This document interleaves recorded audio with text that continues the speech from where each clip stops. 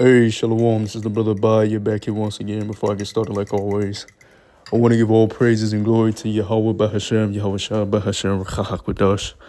The bonus to my teachers, the elder apostles of Great Millstone, and Shalom to the hopeful elect. I want to title this lesson, The Scriptures are Guidelines to Succeed in This Life. The Scriptures are guidelines to succeed in this life. All right. The scriptures are referenced as the breath of life, the wisdom, all right, the knowledge, the understanding of how man should conduct his way of being on planet Earth, the guidelines, the structure, the order, all right, the ordinances. You go into the commandments. The commandments are basically just the word, the scriptures, right? You can go to when Yahweh Shah said, love the Most High with all thy heart, love thy neighbor as thyself. On these two things hang the whole law. So really it's just the scriptures, man, the wisdom of the scriptures, the righteousness that the scriptures teach us to uphold, the moral principles the scriptures teach us to uphold, or the guidelines that will help us succeed in life, all right, that'll keep us healthy physically, spiritually, mentally, that will help us prosper, all right, in all our ways. And it's really that simple. You let the Lord be first. You adhere to the teachings of the Lord. You adhere to the ways of the Lord. And then if the Lord is dealing with you and the Spirit of the Lord is within you, you will prosper. This is Proverbs chapter 16, verse 3. Matter of fact, let me start at verse 1. It says, the preparations of the heart in man, and the answer of the tongue is from the Lord. Let's read that again. The preparations of the heart in man, and the answer of the tongue is from the Lord. The Lord is in control of all. Whether a man thinks he's doing his own thing, or he's on the left-hand side or the right-hand side, whatever, however you want to put it, the Lord is the director, the author, the finisher, the Alpha and the Omega, the beginning and the end. All right. Verse 2, all the ways of a man are clean in his own eyes, but the Lord, power Yahweh, weigheth the spirits. Yeah, every man thinks he does right in his own mind. All right, thinks he's right, thinks his way is the right way. The Lord is weighing the spirits. The Lord is deciding who's living according to his will and how he would like you to live on the planet Earth. All right, verse 3. Commit thy works unto the Lord, and thy thoughts shall be established. Here's the point. This is about succeeding in life, right?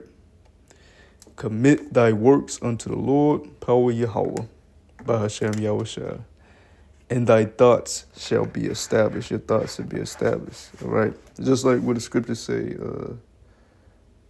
seek ye first the Lord, and desires of thine heart shall be given unto you. All the rest of these things should follow, roughly paraphrasing. Well, that's how it goes. All right.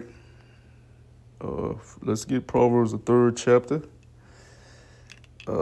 Let's start at verse 1. And when you read Proverbs, when you're reading the book of Ecclesiastes, Sirach, all this is about wisdom. This is about knowledge. It's about understanding. But with all that get understanding. You can have the knowledge, but to apply the knowledge is wisdom, all right? You got to apply what you're getting. You got to apply what you're learning. You got to apply it to your life. And then you'll be able to prosper and succeed. Proverbs chapter 3, verse 1. My son, forget not my law, but let thine heart keep my commandments. For the length of days and long life and peace shall they add to thee. See? This is how you succeed in life, all right? A lot of people, die early. A lot of people get sick. A lot of people find themselves in dangerous situations. A lot of people handle their finances badly. A lot of people, just put themselves in bad situations, and their life is much harder than it needs to be, based on them not following the ways of the Lord. Right? The Lord created the planet Earth. He created every spirit, every being, every creature that inhabits the planet Earth. and he gave you guidelines and ordinances of how to live on the planet Earth. If you stray out of those guidelines and those ordinances, you will have a troublesome life. All right. You may become a drug addict. You may become homeless. You may become, just down and out, trodden down. All right. The Lord doesn't allow his servants to be completely down and out. All right. The scriptures talk about has there ever been a servant of the Lord who put his trust in his power and the Lord forsaking him? So, you'll find yourself, you can be in any type of bad situation if you're not applying the scriptures, man. But this is continuing on Proverbs chapter 3, verse 2, it says, "For the length of days and long life and peace shall they add unto thee." Peace is a gift. A lot of people are crashing out, lashing out at each other, getting drunk, getting high, doing all type of drugs, murdering each other, doing all type of wickedness because they have no peace. They have no comfort. How can you get peace if you don't have the comfort, which the comfort is the Spirit, the Word, the Scriptures? All right. Verse 3, let not mercy and truth forsake thee. Bind them about thy neck. Write them upon the table of thine heart. Yeah, keep it on,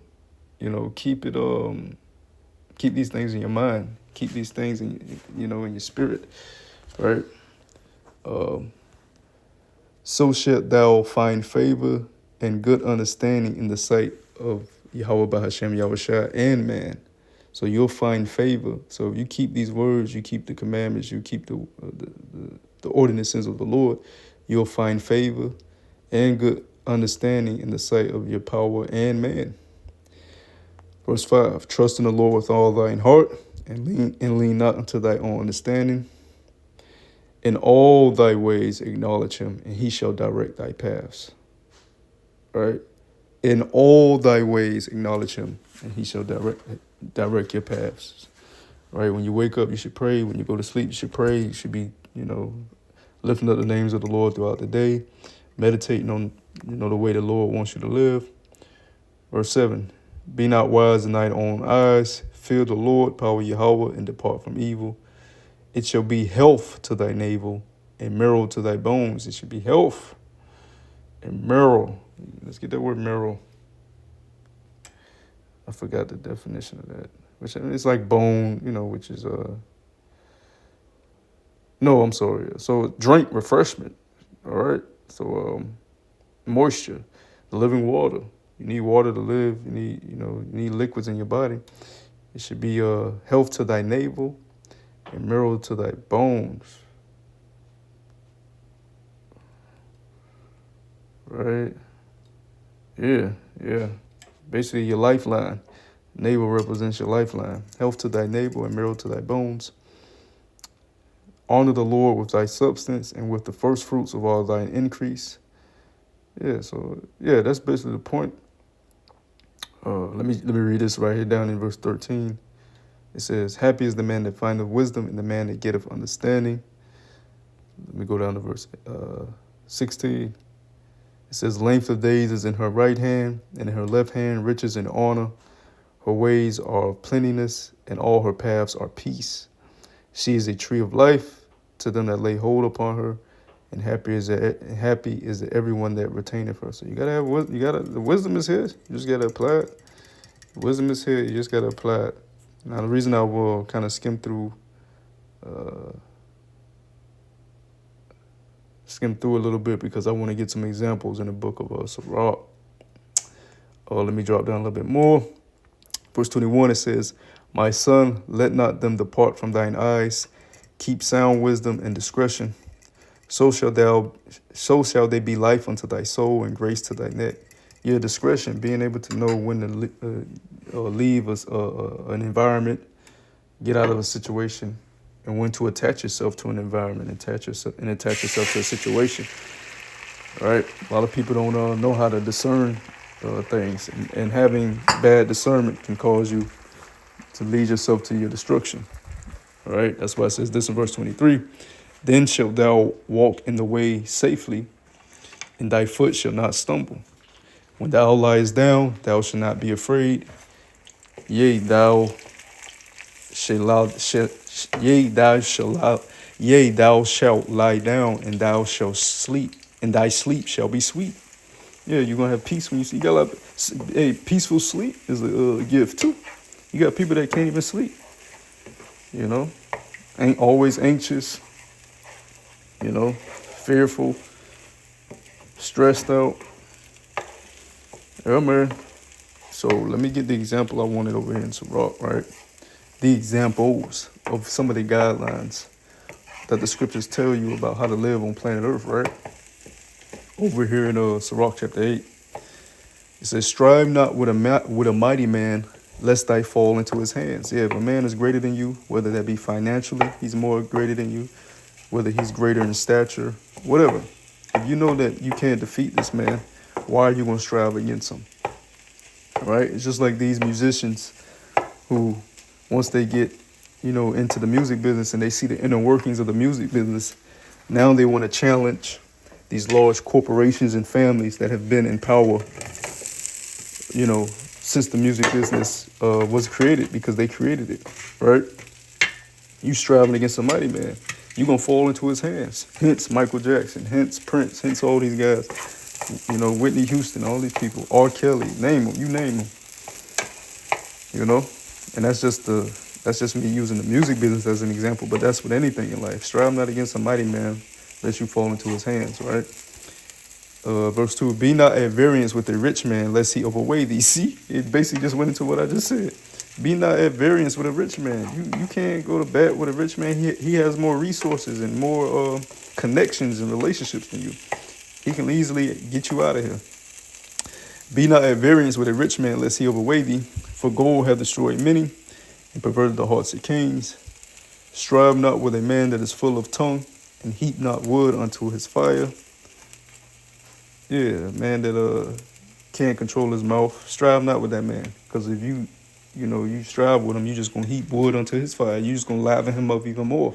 He has no control over his tongue, and you going back and forth with him is only igniting his mouth more and more to keep going. Verse 4, just not with a rude man, lest thy ancestors be disgraced. Yeah, you ain't supposed to be a jester no way. I did a video about that a couple years ago, about 1-2 years ago. Be not a jester. You're supposed to be a prince, not a jester in a prince court, king's court, right? Just not with a rude man, lest thy ancestors be disgraced. All right, all that joking. Verse 5, reproach not a man that turneth from sin, but remember that we are all worthy of punishment. Yeah, we all our righteousness as filthy rags. A man that repents and truly repents, that man is to be honored, and that man is to be embraced with open arms, as the angels are going to embrace the elect, all right, that have put off the mortal and put on the immortal, put off the corruptible and put on the incorruptible. Verse 6, dishonor not a man in his old age, for even some of us wax old. Exactly. All right. Verse 7, rejoice not over thy greatest enemy being dead, but remember that we die all. Exactly. Despise not the discourse of the wise, but acquaint thyself with their proverbs. For of them thou shalt learn instruction, and how to serve great men with ease. Verse 9, miss not the discourse of the elders, for they also learned of their fathers, and of them thou shalt learn understanding, and give answer as need require. Yeah, you get around elder men that have the teaching and the understanding that you learn, and you just feel the need to just always talk around them, right? Instead of learning how to hold your tongue. Just because you have an answer to something, or you may have learned something new, don't mean you got to shout it out, man. All right, being able to hold your tongue is a power within itself. Let me drop down a little bit, because this is just all guidelines of how to live.